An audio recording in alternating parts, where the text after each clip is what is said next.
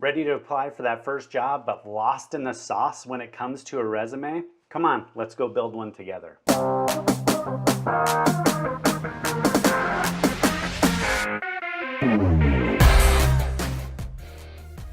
Boo! Ha! Gotcha!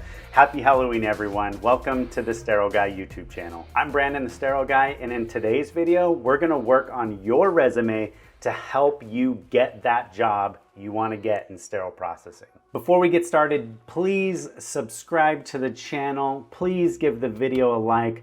I would love for the algorithm to pick up this video and help as many people as possible that are trying to get their resume squared away and get that job that they deserve. So I want to help you make the best first impression you can make with your future SPD supervisor. In this video, I'm going to walk you through really important pieces of a resume that you need to have, but also provide you with an editable document that you can plug in with all your information and be ready to send that off for your career. Now, when it comes to a design of a resume, I've seen so many different designs.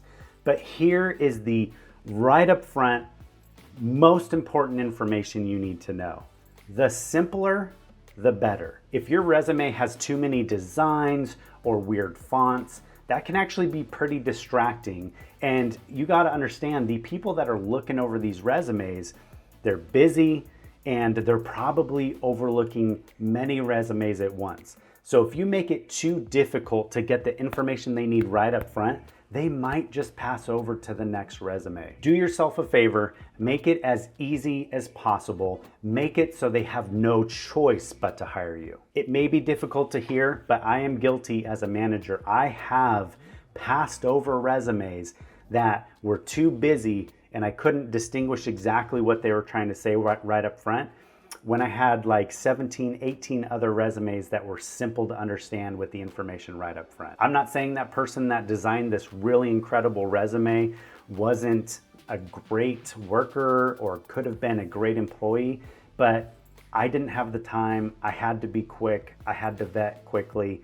Sometimes that's just the way it goes. If you're gonna be design oriented, make it simple. So a resume needs to have some basic information right up front. Obviously your name, and it has to have some contact information. The best method of contacts you're gonna want on there is your cell phone number and your email. But a lot of times I put my address as well. Now for the second most important thing, arguably first, but technically I need to know who you are and how to contact you. So second most important thing right up front, I want to know what qualifies you for this job. This is your chance to show me why I must hire you. If I have to go dig through the entire resume to look through your different jobs and find the things you're actually good at or doing, that might not happen. Showcase yourself.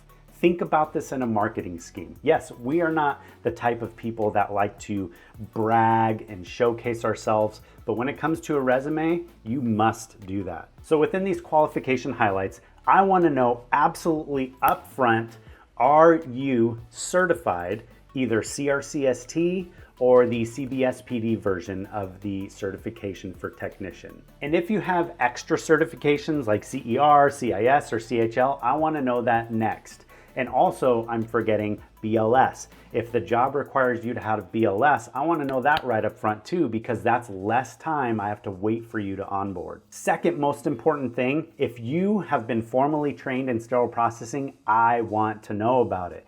Did you attend Purdue University online? Did you attend MedCerts? Did you attend Sterile Processing University online? I want to know if you're formally trained, because that sets you apart from anyone on the street. So those are the two most important things I want to know about you right off the bat: certification and training. And it's okay if you don't have either of these.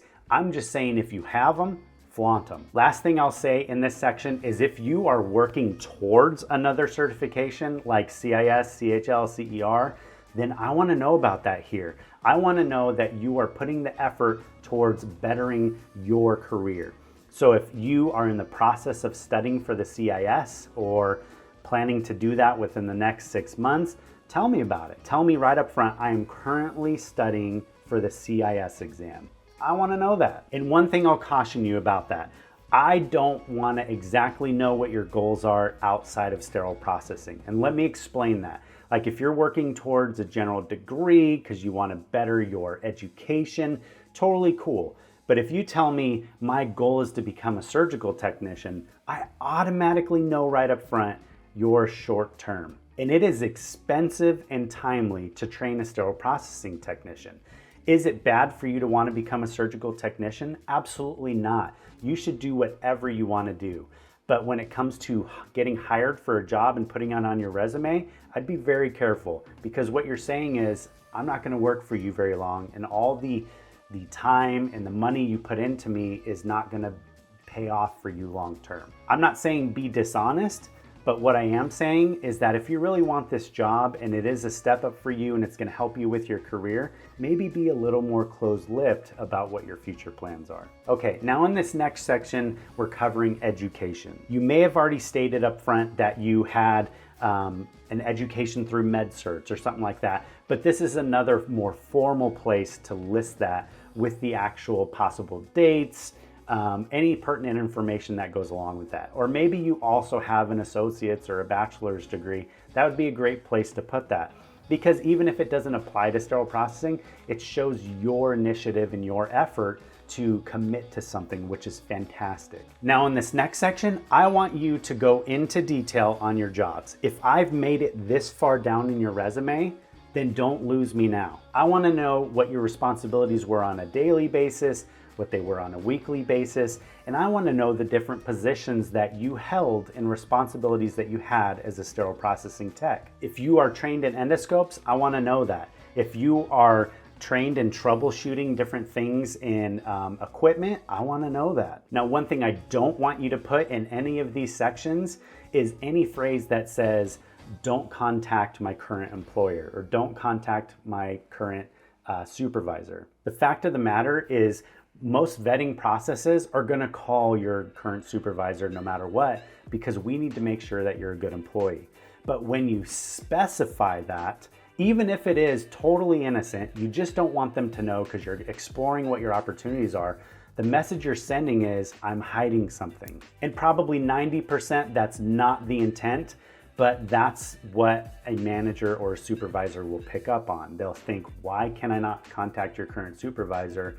What is it I'm not supposed to know? And you just want to avoid that altogether. I'm going to want to know if you worked full-time or if you worked part-time.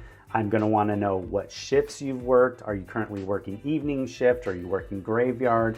Tell me that stuff. You can of course include all the generic stuff that SPD does, you know, like sterilizing and whatnot, but any chance you have to be specific, like I troubleshooted the automated washers on a regular basis to ensure they're running efficiently, that's unique. That's not something everyone knows how to do or has the aptitude to do. Tell me. If you've served on sterile processing committees, I want to know all that stuff. Can you articulate the job you did, or did you just clock in and clock out and do whatever you were told? And the very last section of the resumes I like to put is additional information. And this is usually anything that has to do with the betterment and motivation and growth of yourself that maybe didn't fit anywhere else in the resume. Maybe you received an award from a prior job where you worked in a retail store.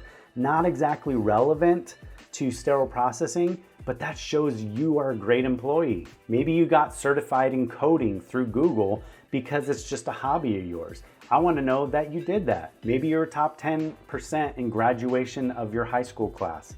Another great thing to know. In my area, I have listed also when I was in the military, the different awards I had and the different trainings I went through in the military to show my leadership potential. All in all, you want this resume to flow, to be simple, and to express your best qualities so that you can get the job without much adversity or issues when the manager is looking through your resume. Now, I've shared a link below for you to download this Word document so that you can plug in all your information and have a format for a resume that is ready to go for you.